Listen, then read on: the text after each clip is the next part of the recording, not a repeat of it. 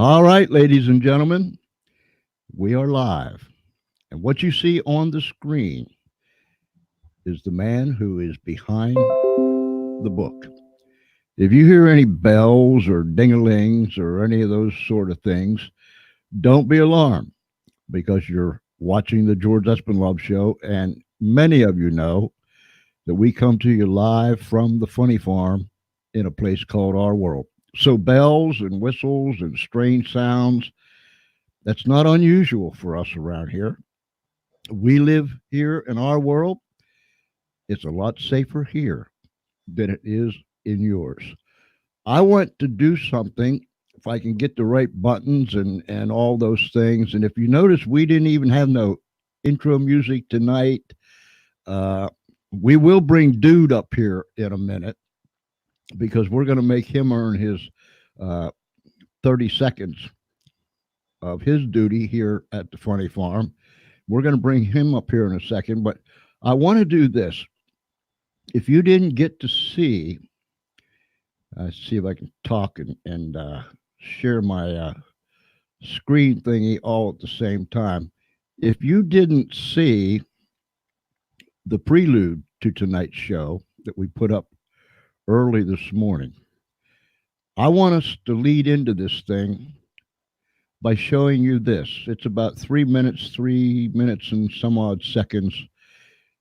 I want you to see this because this is the police officer that discovered the body. And he's talking about what he saw, how he felt 50 years ago when this whole ugly thing went down. So we're going to bring this up.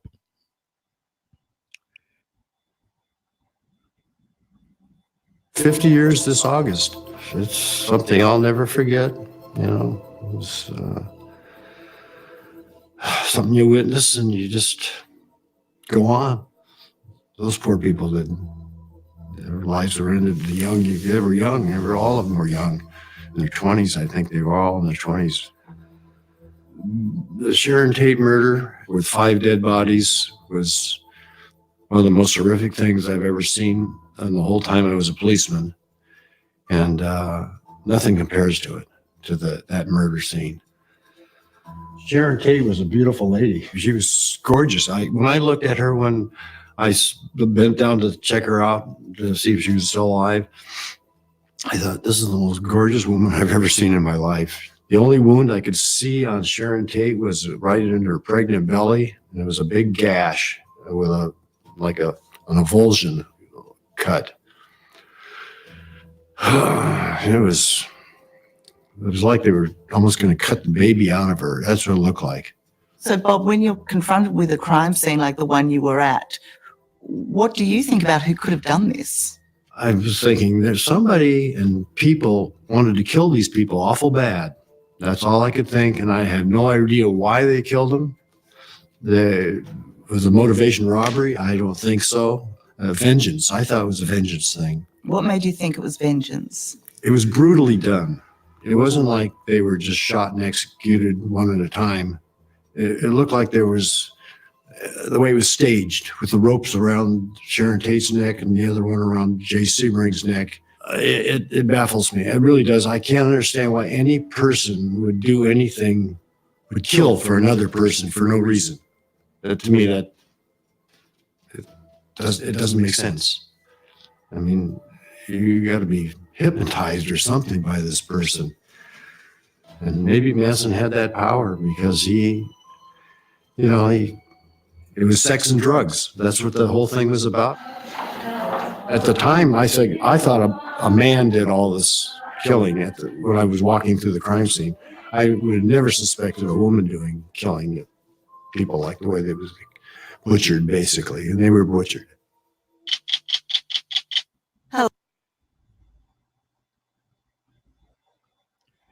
Wow.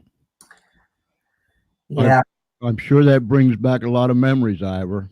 it does, and the bestiality, George, of what went down, because this detective, this police officer, looked like a horror film.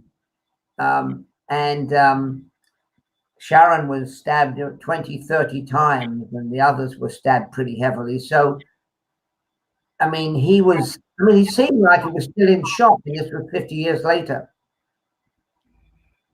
Ivor, tell us a little bit about yourself before we get into this.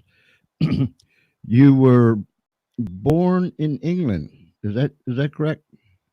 Yeah, I was born in London, and I was born at the time World War II was taking place. And in London, we were being bombed by Hitler and his Luftwaffe. And every night as a kid, I remember vividly spending the night in a bomb shelter. I mean, for young Americans today, that seems absolutely in a different world, and it was a different world. But Hitler and his gang were trying to bomb the living daylights out of London. We lived in a bomb shelter. And then as kids, we get up the next day and we walk around these devastated houses looking for shrapnel souvenirs. I mean, but when you're a kid, you don't know war, do you? I mean, I know you were a young man when you went to war, but when you're 5, 6 years of age, it's crazy. That's where I grew up in London. After the war, it was rationing.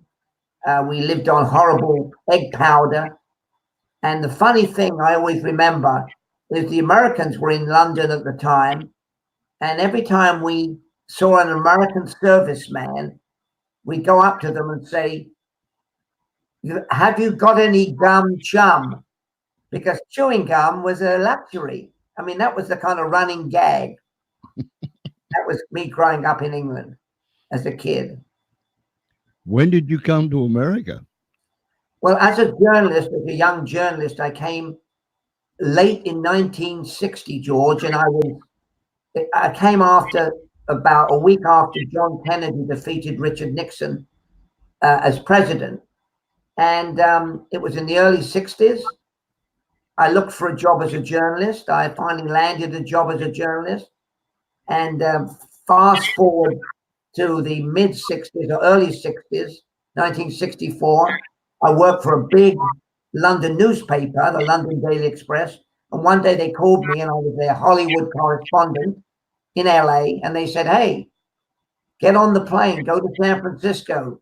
The boys are going to tour America." I said, "What boys?" They said, "The Beatles."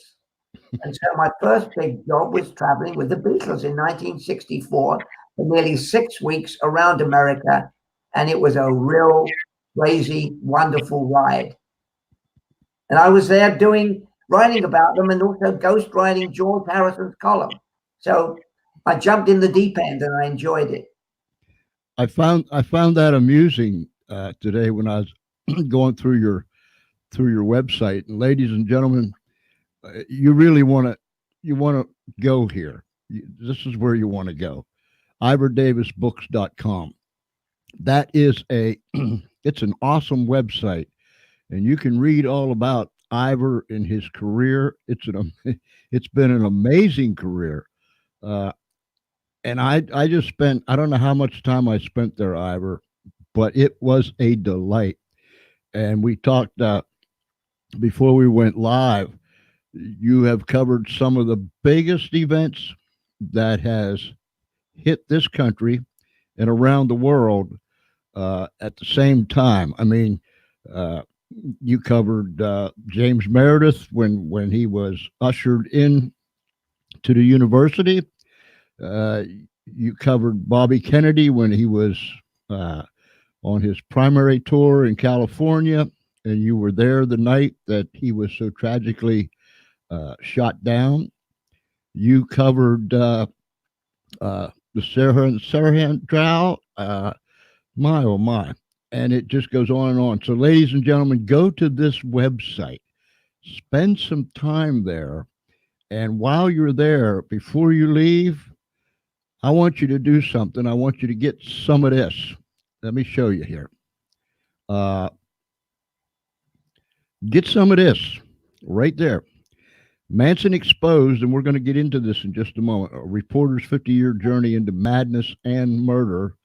You are looking at the man that was there on the ground and continued throughout the trial and the whole ugly scene. And you'll hear it from him tonight. Get this book. And then while you're at it, get this one, Penguins. That the author of The Beatles and Me on Tour. It's a children's book, isn't it, Ivor? It's a children's book.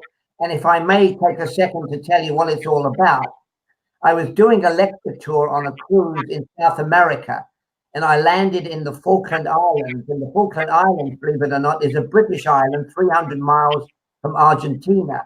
And many of your fans that are tuning in know that there was a war fought between England and the Argentinians.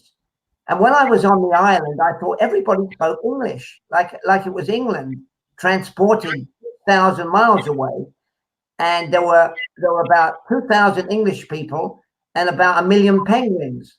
So I thought, hey, what about if these penguins decided they wanted to be rock stars, almost as big as the Beatles? So I did it for my grandkids, to be honest with you, because these 4 penguins are great rock musicians. Their biggest hit was, you may have heard it, you may have seen it, but you may even have bought the record. I Want to Hold Your Flipper. Remember that one? Yes. And we all live in an ecological yellow marine reserve. So anyway, so it's kind of a spoof, and I had fun with it, and my grandkids like it, and I'm very popular with them as I use their names in the book. But it's for adults reading to their kids, and it's a little bit lighter than murder. This one here, The Beatles and Me, Ivor Davis. He traveled with them. And I found it amusing when you said that you wrote as a ghostwriter. Yeah. For who? John Lennon? No, I was a ghostwriter for George Harrison. I mean, I sit down with George Harrison every couple of days and say, "Hey, George, tell me. I wrote his column. You see, he got paid for it. I wrote it. we had fun, and George was a little bit hesitant, but anyway. So that was my job, writing about the Beatles, the crazy concerts, the fans, the mob scenes, and I wrote about it for George, and had a lot of fun doing it. And I'll bet you have some real whooper whopper tales. Quite a few. Yeah, I bet you do. I bet you do, Ivor. I'll bet you do. Getting back to this awful time here in the States, August 9th, 1969. And you were only, when you say 45 minutes after it was discovered, you were on the ground, you were there? I was outside the Sharon Tate and Roman Polanski house because we didn't know what had happened. We knew something terrible had happened. Because don't forget, George, that back in 69, the communications weren't instantaneous internet didn't exist. Right. Picked it up from police radios, police reports, wire services, and they said they didn't give us much detail. So off I went, raced over there, and stood outside while the police officers, including the one you showed earlier in the program, discovered the grisly corpses. I mean, it was pretty horrible. We didn't know what was going on, and we had to wait for the cops to tell us, but we knew something awful had happened because there were bodies we could see covered in white sheets on the lawn, in a car. Of course, we were not allowed on the crime scene. Naturally, that's never allowed to happen. And then slowly, George, we learned what went on, what had happened. And I must tell you that I was very lucky because 3 doors away, an old soccer buddy of mine who we played soccer in LA lived 3 doors from Sharon Tate's house.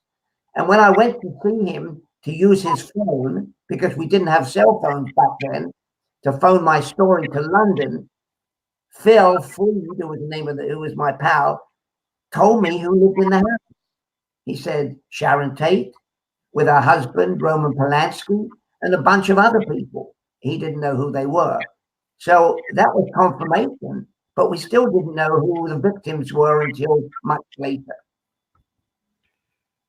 Now, Polanski, he wasn't he wasn't just the normal Harry down the street type of guy, was he? I mean, he was. No, He- Roman Polanski was Polish born, Polish and French reared, and he was a terrific film director. I mean, he'd made a lot of big movies.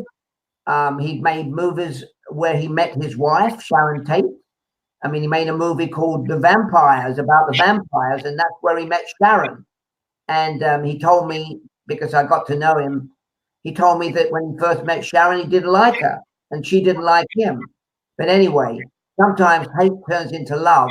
Mm. And they got married in a big wedding in London. They moved to California, where Roman got more work working on movies like Chinatown. And he was in London at the time of the murders. Now, the only thing that I felt was a bit odd, and it wasn't really, but that's the way showbiz works, is this, George. What happened was Sharon was almost about to deliver, and Roman was in England preparing a new movie, 6,000 miles away. Mm. But I must tell you this, and I don't want to go on too long, but when he came back, a lot of people thought that he might have been responsible for the murder, because he'd made a movie about a woman giving birth to a baby who may have been fathered by the devil. Do you remember what that film was called? yes, The Exorcist. Rosemary's Baby, Yeah, Rosemary's Baby. Yes. with Mia Farrow. So people thought, here's a guy that's made this kind of weird movie about the devil and childbirth, and then his wife gets butchered when she's pregnant. So for a few days, and I saw Roman Polanski as soon as he got back, people thought that he might have been responsible. I mean, it was kind of crazy. But Roman, I tell you, I spoke to him, and he was nervous, and he was on tranquilizers, and he was out of his mind at the time. And of course, he was absolutely distraught because he lost his wife and his only child, the firstborn. And so it was kind of a rough time. And one more thing I may add, George, is that Hollywood was in panic. Mm. Nobody knew who was responsible. Was it a drug deal? I mean, your police officer who came on earlier on the show, the film footage, thought it was a drug deal. He thought it wasn't a natural thing. And so there were all sorts of voodoo, black magic, crazy cult. Who knew? Nobody knew, and there was so much speculation until, believe it or not, 4 months later, when the whole Manson thing broke wide open, and then we learned who the killer was, and the accused killer was, and possibly why he did it. So it was very, very bizarre at the time, and the cops were absolutely baffled. They interviewed 600 people. They never got one single lead until they cracked the case. The murders, August 1969. The case finally broke wide open December 1969. 4 months, George, before they finally got suspects. There. So for 4 months before they finally cracked the case and figured that Manson and his followers were responsible, Hollywood was on pins and needles, and particularly certain people, right? Yes. A lot of people knew Roman Polanski and Sharon Tate. A lot of people used to hang out at their houses. I mean, for example, Steve McQueen was absolutely terrified. Steve McQueen was a friend of Polanski. He knew Sharon. He'd auditioned her for movie roles.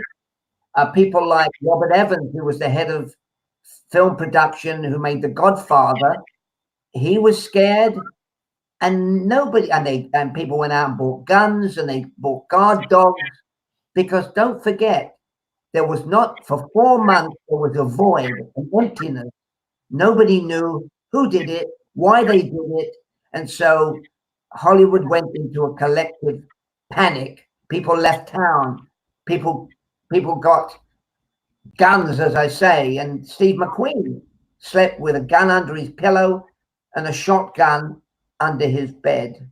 He was scared. Were those people, were there certain people that was supposed to be there that night that for some reason or another didn't show up?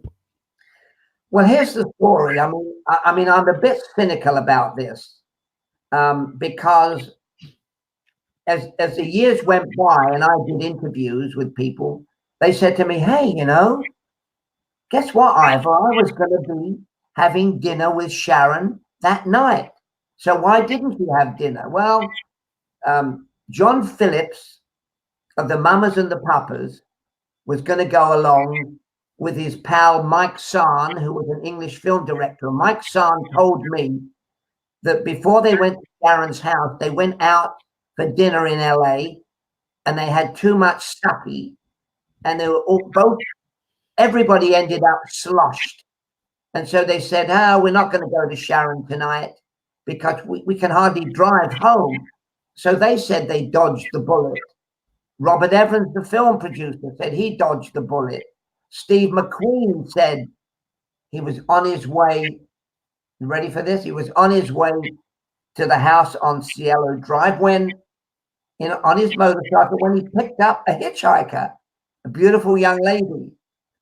And he decided he was going to spend the night with the young lady rather than go to Sharon Tate's house. And I must tell you, as this story goes on, I just read about an old pal of mine, a famous photographer in London who shot every movie star in the 60s, named Terry O'Neill. And in Terry O'Neill's obituary of about a week ago, it said, Terry said to friends he was in Hollywood that night and he was going to go to Sharon Tate's house for drinks and dinner. And he didn't make it. So rather cynically, Dennis Hopper told me personally he was going to go, but he went to the Daisy nightclub, got a bit drunk, ended up with another young lady and dodged going to the house. Now, you can make of it what you want, George. I'm a little bit cynical after 50 years in the business. And so I think some of the stories are true and some of them are exaggeration. What about Doris Day's son? Well, he was connected somehow, right? Doris Day's son was Terry Melcher, and he was connected in a very big way. And let me tell you how. Well, first of all, Doris Day's son, Terry Melcher, and his girlfriend, Candace Bergen, the actress and the model, lived in the Cielo Drive murder house 5 months before the murders, 6 months before the murders. They moved out and Roman Polanski moved in. Now, the reason why Terry Melcher, who was a record producer, Terry Melcher was the guy that produced the Byrds' big hits, and he was a real hotshot record producer. Terry Melcher was being courted by Charles Manson because he gave Charles Manson the impression he wanted to record him as a recording artist. Well, the story is, and I believe part of it is true, is that Terry Melcher went to the Spahn Movie Ranch, which is where Manson and his girls lived, which was about 20 miles from Hollywood, and he auditioned Manson for a recording contract. And rather than tell Manson at the end of the audition, well, it doesn't quite work, he kind of gave him hope. He said, well, I like what you do. He gave him $50, which was quite a lot of money then, $50 as kind of spending money. And Manson, who had an ego, gigantic ego, told his family girls, well, it's a deal. I've got a deal with this hotshot producer. Well, to cut a long story short, Terry Melcher did not intend to sign Manson, and he tried to avoid Manson, and Manson tried to make contact with him, went to the house even to see him, and he'd moved. Nobody would tell Manson where Terry Melcher lived.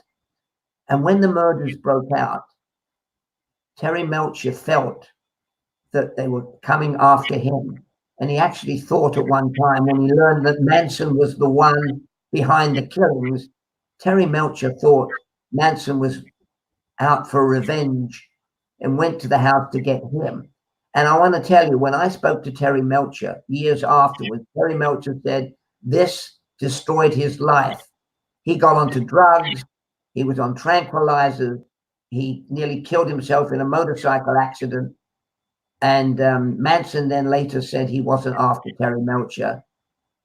But Melcher lived in fear for many years. And that's the connection, Melcher and Manson. 4 months before they finally cracked the case. How did it happen that Charles Manson and his cult family were brought into this thing? Well, that is a terrific question, and it's a crucial question. And here's how it happened. With all due respect to the LAPD homicide and the sheriffs of LA homicide, they were dead lucky, because here's what happened. In October of 1969, they had arrested a young woman called Susan Atkins, and she was arrested not for any of the murders of Sharon Tate, but for the murder of a musician named Gary Hinman. Now, Gary Hinman lived in Topanga Canyon, a kind of rustic canyon near Hollywood, near Malibu. He was a nice guy. He was a Buddhist. However, when he needed some extra money, he would cook up a little bit of mescaline and sell it to his friends. One day, Manson and his cohort, Bobby Beausoleil was a musician. Bobby Beausoleil went with Manson to Gary Hinman's house and said, "Give me the money, Gary." And Gary said, "I don't have any money." They didn't believe him. They tortured him for 3 days, and finally he died. Believe it or not, Beausoleil, who did the killing with Susan Atkins, was arrested and was in jail. But they didn't know Susan Atkins was part of the murder of Gary Hinman. In October of 1969, Susan Atkins was arrested and charged with the murder of Gary Hinman. And she was a boastful woman. For 3 or 4 nights, she told her cellmate, "Do you know who killed Sharon Tate?" "I did." And the cellmates thought she was exaggerating. She wasn't. She gave them bloody details of stabbing Sharon. The cellmates were terrified. They thought, do we want to be snitches and maybe get a knife in our ribs? Anyway, they finally managed to get the message to the detectives. The detectives finally came to interview the cellmates, and then they interviewed Susan Atkins, and Susan Atkins spilled her gut, and she revealed Manson, the Spahn Ranch, who did the killings, why they did the killings in graphic detail.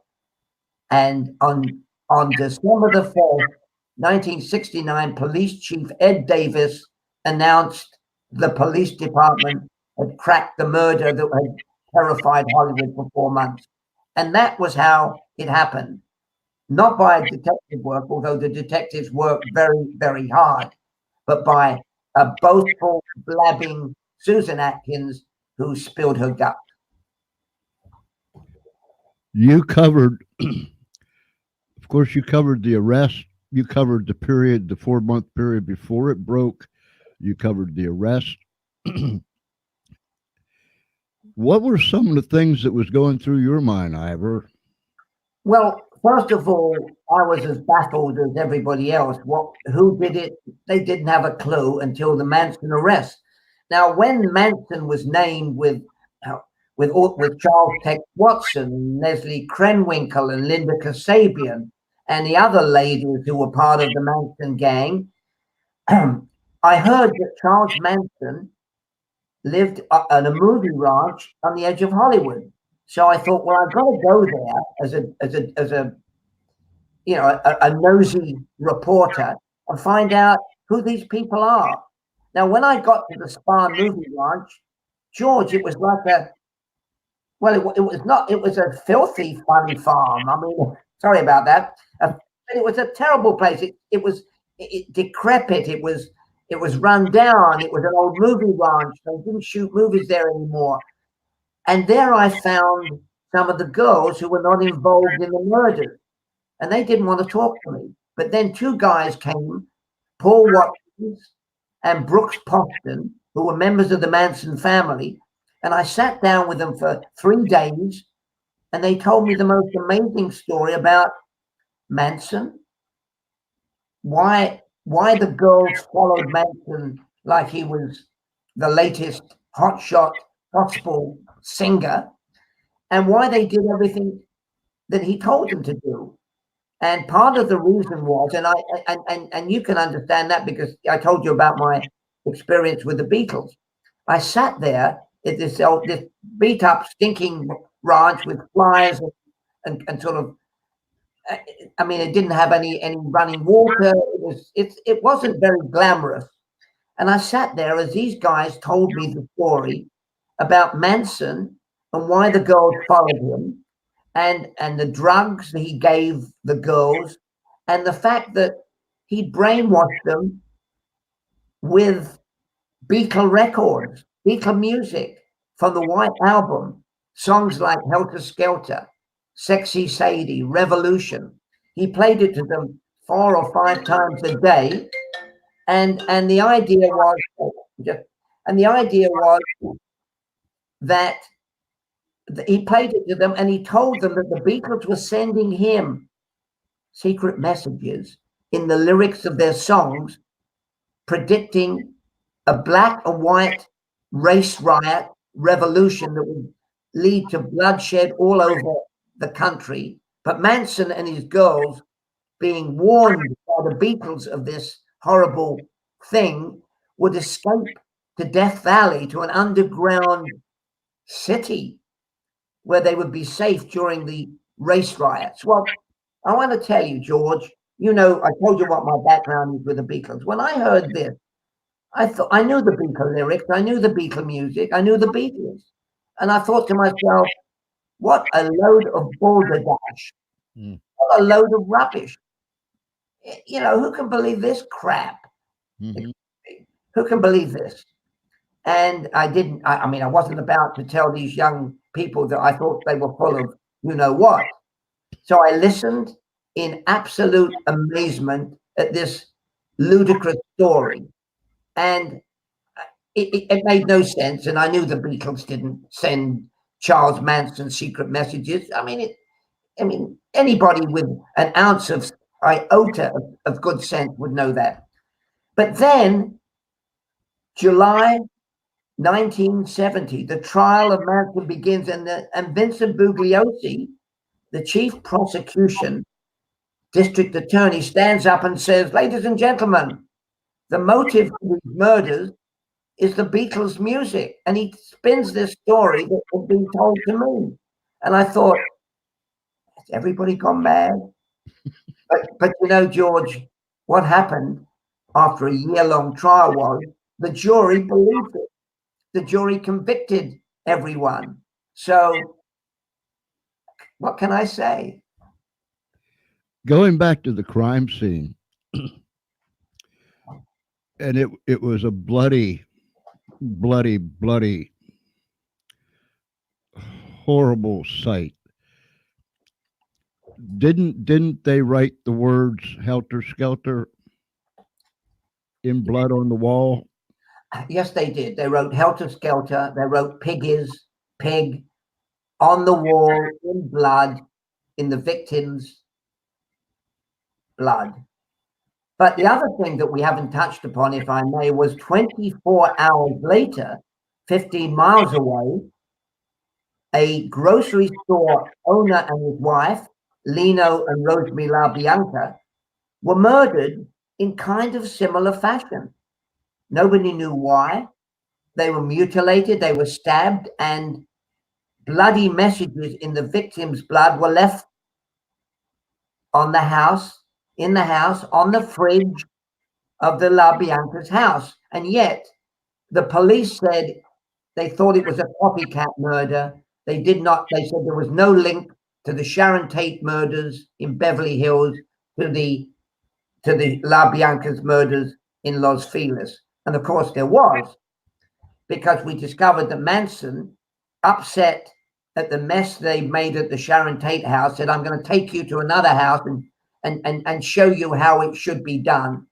And so they did a copycat type murder with, as you pointed out, with the earmarks of bloody messages. Now, one thing, of course, don't forget, this was 1969. They didn't have computers. And in today's mode of operandi, as you know, and as most of your listeners know, when they have murders with similar traits, they can put it in the computer and they get a hit. Mm-hmm. They didn't do that. And the other important thing to remember is that the LA Police Department handled the Sharon Tate murders, and the other murders were handled by the sheriff. So both sets of police departments never sat down and swapped information. And that was one of the reasons why it took so long to crack the case. So there you have two murders, and nobody linked the two until Susan Atkins confessed to her cellmates that they were involved in both the killings. Did the other people that were killed, the man and the woman that was killed, away from Polanski's house, were they just randomly picked, or did Manson know those people? Or here's my thought. Here's my opinion. Manson did not know the LaBiancas, but he had been to parties with a friend from UCLA, a student called Harold True, who lived 2 doors from the LaBiancas. Because what happened was, on the night of the LaBiancas murders, according to the witnesses like Susan Atkins and the others that were there in the car driving to the LaBiancas, they drove around LA looking for victims. I mean, there was a suggestion that Manson went to a church. It was locked. Manson went to another house and saw a child in the house and moved on. And somehow they ended up at the LaBianca house. And Manson, in this particular case, left everybody in the car. He went into the LaBianca's house. He tied up the couple. He came out. He sent Tex Watson, Patricia Krenwinkel, and Leslie Van Houten back into the LaBianca house, telling them, you know what to do. You know, leave the witchy messages on the fridge, on the wall.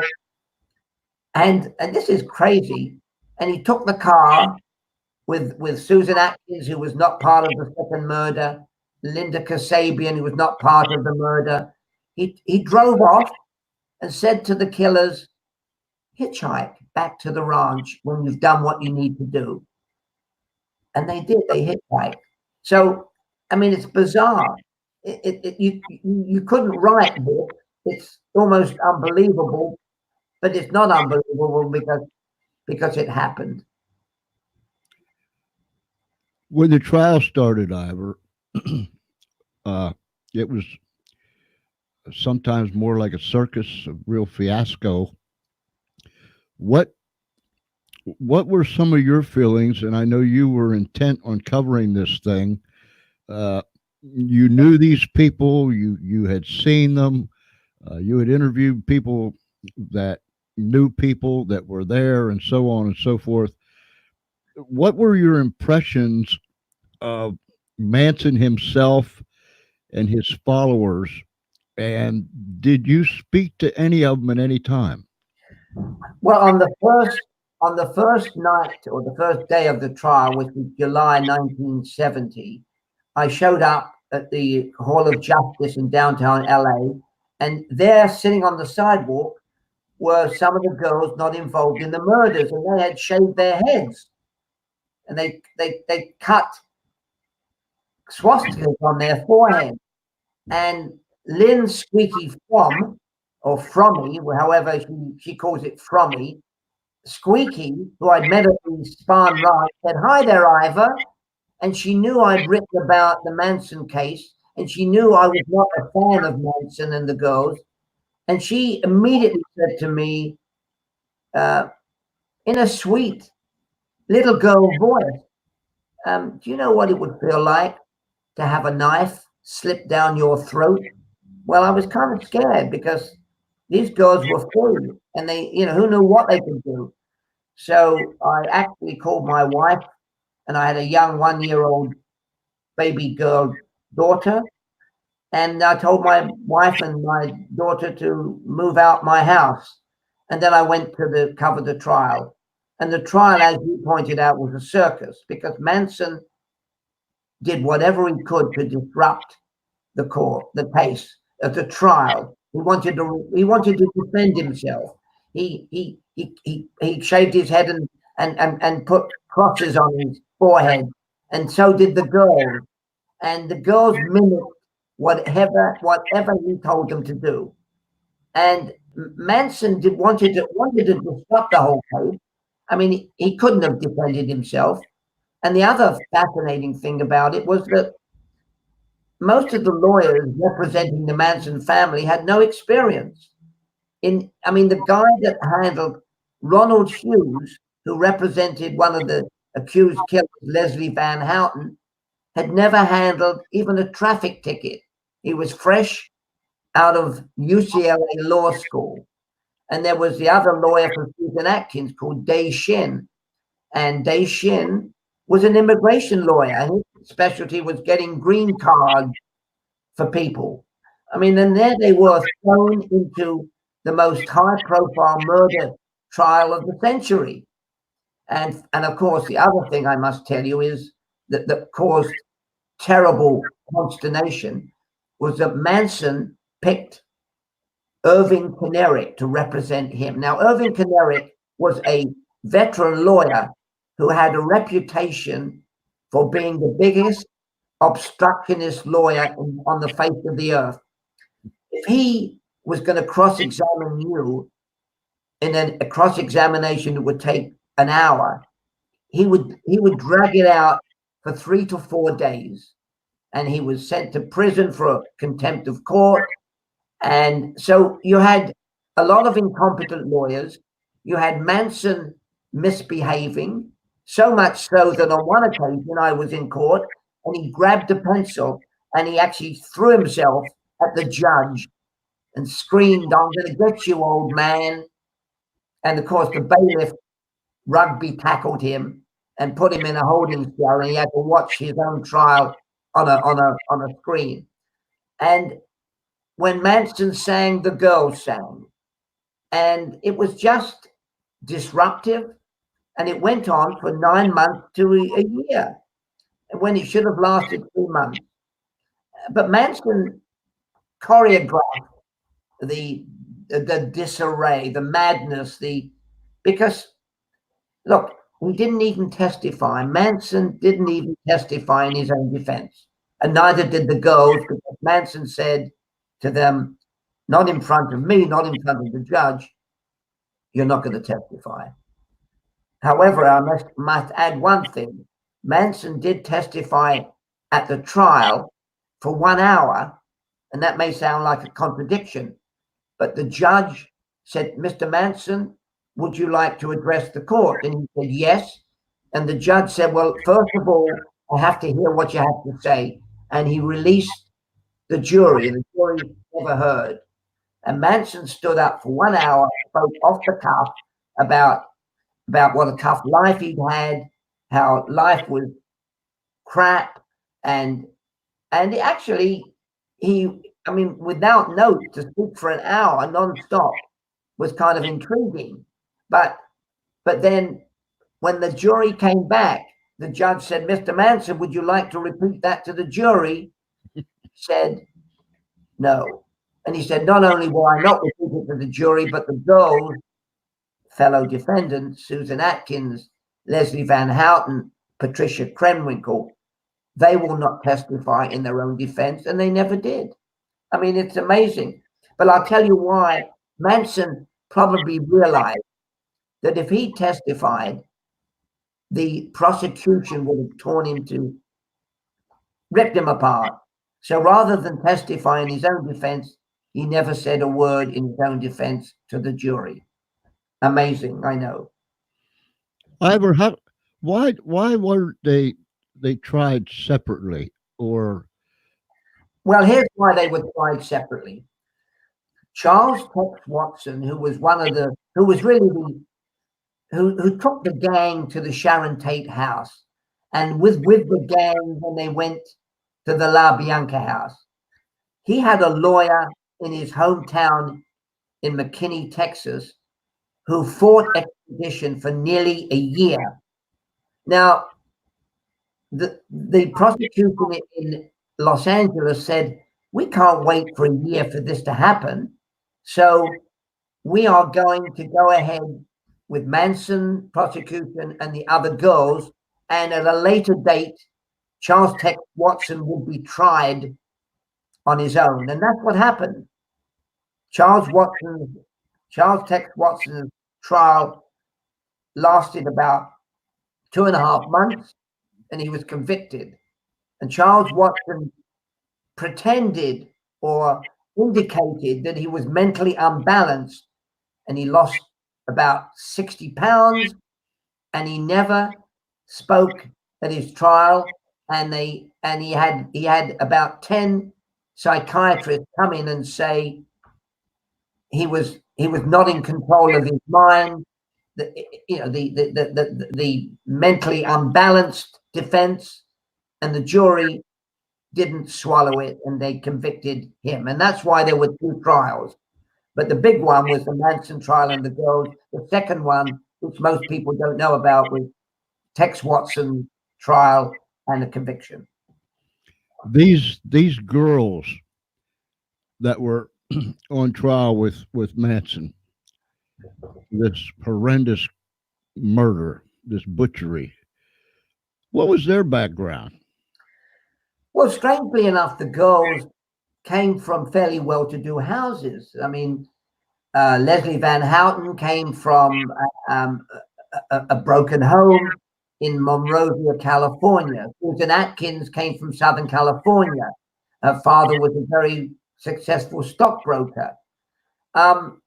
These were girls, they were kind of runaway girls. They were unhappy. Maybe their parents divorced. Maybe they didn't get along with their father. And so when they moved to LA, I mean, Susan Atkins met Charles Manson in San Francisco in the Haight-Ashbury year, and saw him playing a guitar. And Manson played the guitar and made his own songs up. And she fell in love with him almost instantaneously. She said it was something like he was singing The Shadow of Your Smile. And then Manson, of course, the important thing we haven't touched on, George, is Manson was a survivor of the prison system as a young man. And he was canny, and he knew how to manipulate people because he was a small guy, and he knew he would get the hell beaten out of him if he couldn't talk his way out of trouble. And so by the time he got out to Haight-Ashbury in the season of free love and free drugs and free sex, he thought, my God, this is my nirvana. And he was a con man, a brilliant con man, and he managed to sort of entice these women with a lot of gobbledygook, and they believed he was the promised land. He was the guy, he was the man that was looking for. He was their father, he was their lover, and he was their dictator. And Manson manipulated these young, impressionable women to do the ultimate bestial thing, which was to go out and kill. And they, some of the girls, even today, George, even now, there are a few girls, they're no longer girls, they're old women or mature women or whatever you want to call them, who still believe in Manson. I mean, it's insane. I mean, in prison, Susan Atkins said he was trash, and so did the other girls in jail. But there are women out there who still like Manson. I mean, when Manson died 2 or 3 years ago, several of the girls showed up at his funeral, and so did several of his devotees. I mean, so there are people out there who still think he was wrongly convicted. So, and probably will forever think that. So it's bizarre, and as I say, you couldn't write it, but it really happened. Correct me if I'm wrong, Ivor, but wasn't one of the women paroled, or am I thinking of something else? Here's what happened. Leslie Van Houten, who was a young lady from Monrovia, California, a very sweet young woman, who happened to participate in the La Bianca murders, had been paroled, had been on probation before she was tried. Because here's what happened. Leslie Van Houten's lawyer, Ronald Hughes, the guy who had no experience whatsoever, mysteriously disappeared in the middle of the trial. So they had to get a new lawyer for Leslie Van Houten. They brought a guy in, and when Leslie Van Houten was convicted, the appeals court said she wasn't properly represented. So Leslie Van Houten was allowed out on parole and then tried again and convicted. Now, what you may be referring to, George, is this, that for the last 50 years, every 4 to 5 years, they've come up for parole because they were all convicted and sent to die in the San Quentin gas chamber. But then in California, the death penalty was abolished and they were given life with a possibility of parole. So every 4 years, they had parole hearings. And in the last 10 years, some parole boards have said Leslie Van Houten should be allowed out on parole, and so should Patricia Krenwinkel. But the parole board, on every occasion, was overruled by the governor of California. And the governor of California does it on a political thing because they know that there's no way these young women, older women now, should be allowed out. And I don't know. I mean, mercy for the killers, they didn't show any mercy. Do you show mercy for them? I think they were different people. They were 19 years of age, 20 years of age. They were zonked out on drugs. I mean, you tell me, if you were on the parole board, George, and they came up and they become model prisoners and they help young girls and young prisoners to find their way in jail. They have pleaded redemption. They've done good work in prison. 50 years it's been. Would you allow them out on parole if you were on the parole board? That's a tough one. I'm not sure what I would do. Yes. During the trial, when it came down for the jury to bring a verdict back, number one, how long did they stay out? And when the verdict was announced, what was the reaction of Manson and the girls? I was in the courtroom when the jury came back. They weren't out for very long. I think they were probably out because, first of all, they had to vote on conviction, and then afterward they had another hearing on the death penalty. So there were two segments.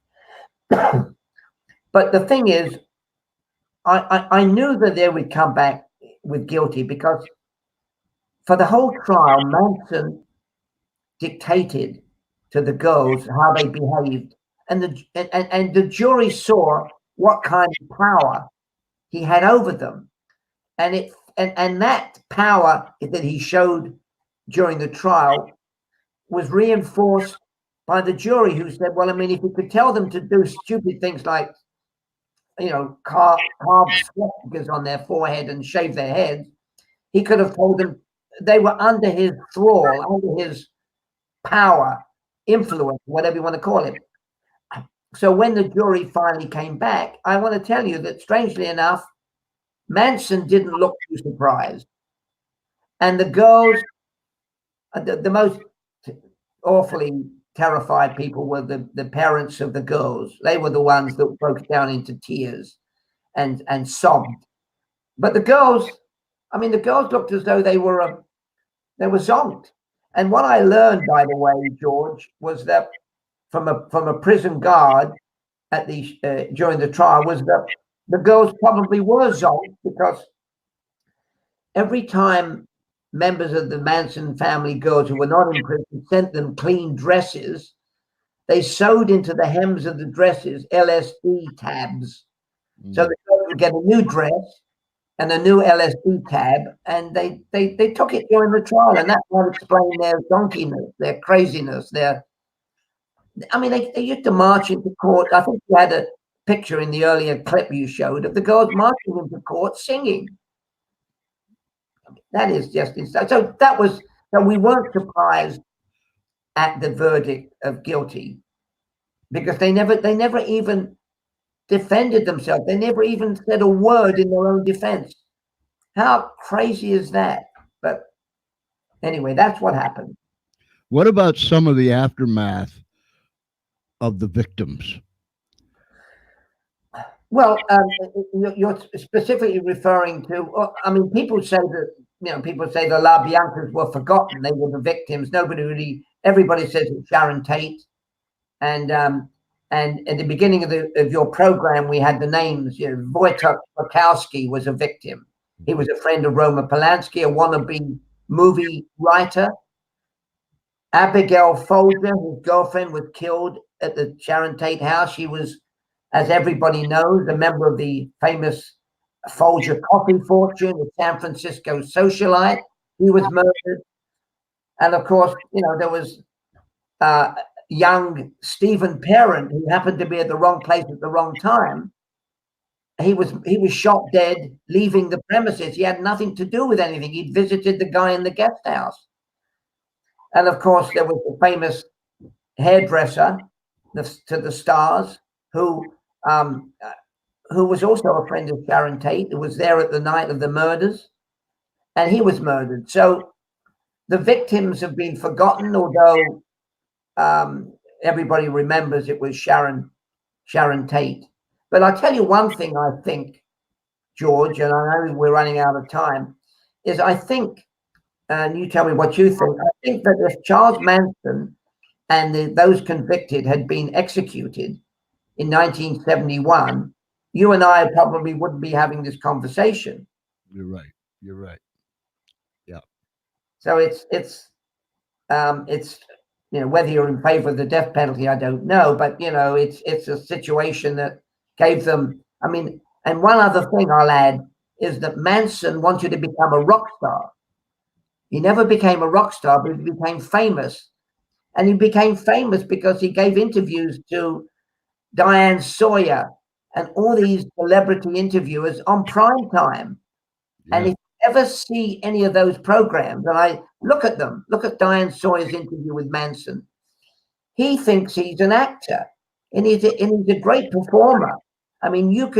You and I could sit in the safety of our living rooms and see the monster perform on prime time night television. And you're absolutely right, Ivor. And that continued on and on and on up until his death. Correct. So in his own right, in his own crazy, fuzzy world, he was a rock star. He became a rock star. Twisted, evil, dark, debauchery is what it was. Oh, Ivor, I only wish that we had about 4 days. I was sitting here listening to you, and I was thinking he covered the Patty Hearst episode also, didn't you? Yes, I did. Yeah. Oh my goodness.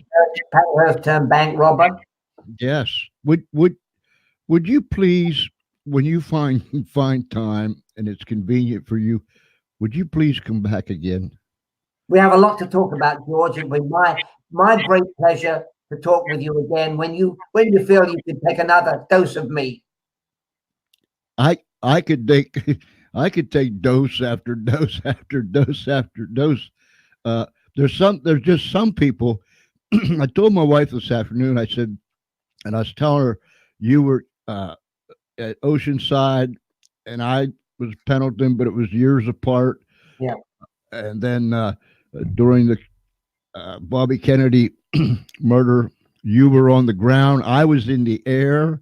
Yeah. But I told my wife, I said, it almost seems when you meet certain people that I've met him before. That's how I feel, Ivor. Kind of parallel lives in a way, isn't it? Yes. And I want to say thank you for your gratitude. You're busy. You took time out of your busy schedule to be on the show. And I just pray that we can do this again. I'm going to drop you an email because I got some things that I want to ask you about. I'm going to drop you an email, so look for that. You've got my phone number. Call me, et cetera, and all those good things. Ivor, thank you so much. I'll put this book back up after I let you go, and I'll push that out there on your website. I thank you. You are a fine gentleman. I admire your career.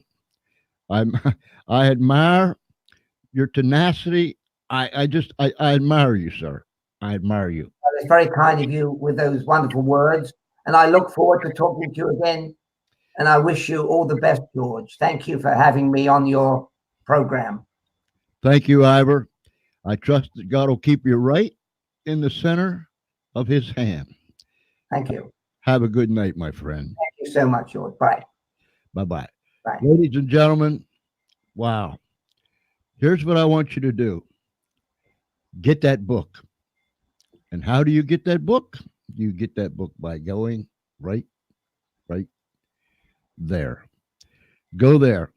Spend some time. Once you get there, I know you'll spend some time reading and listening and watching and all those things. It's an intriguing website. Get that book because in fact, we didn't even scratch the surface tonight. We didn't scratch the surface, but my, oh my, what an intriguing career that Ivor has had.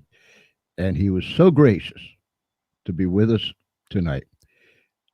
Once again, thank you. I appreciate it. I'm so glad that you took the time to be with us tonight. I didn't even take the time to put some of these comments up here. Wendy said hello. And Cheryl said, I've shared watch party. We are excited for this. My wife of 51 years said, hi, folks. Scott said, hello, everybody.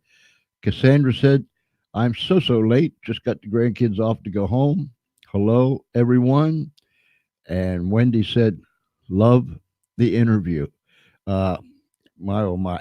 Now, remember, start those watch parties. Get it out there. Push it out there. Because now's when the magic starts and people begin to come in that couldn't come in before, and they'll watch it, and we'll push it out there. So start those watch parties. Spread the word for us. Ivor was such a gracious man to come aboard tonight, and I thank him so very, very, very much. Let me put some of these things down here, and we're going to get out of here. I hesitated saying this before we go, but well, I'll bring this up here real quick.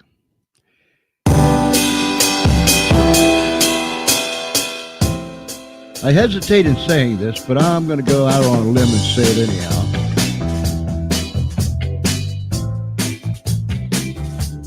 I'll be on my way to North Carolina here, most Rick and Tick, going to Camp Lejeune, and there I am going to be